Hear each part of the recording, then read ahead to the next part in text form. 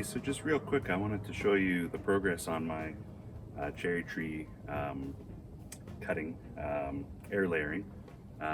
Basically, I started this project last year in late May and took it from this tree over here. If you're not familiar with air layering, you can basically take a branch of a tree and completely remove the bark all the way around it. So I took about a 3-inch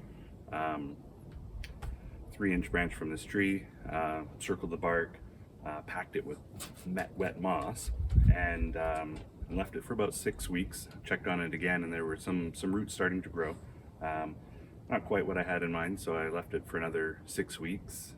So three months in total. At the end of August, I cut it down from this tree and basically potted it up in more moss in a pot in the backyard, let it stand in water for a while.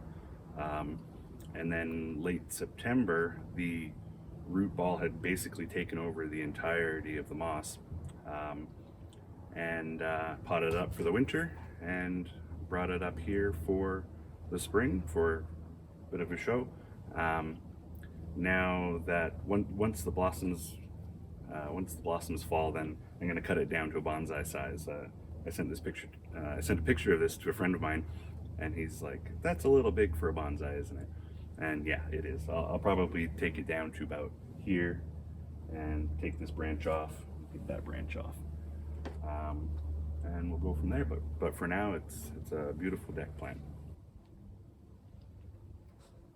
I guess I should say as well, if you're interested in air layering yourself, there's a good YouTube channel, Heron's Nursery, and it's basically where I got the idea or the courage to do that on such a large piece of tree. He'd often say, I hope I'm not being too greedy, and certainly that came to mind when I was cutting this one down, thinking, is it possible that I could actually grow or air layer such a large piece? And so far it seems to be doing really well. So yeah, Peter Chan at Heron's Nursery. I actually don't know if this is a cherry blossom tree. I think it was sold to us as a cherry blossom tree. This is a closer look at some of the flowers, if anyone can tell what kind of tree this is.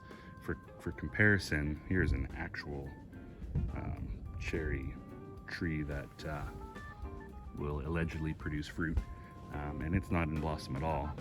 So I believe this is a member of the Prunus family, but I don't know how to identify it at all.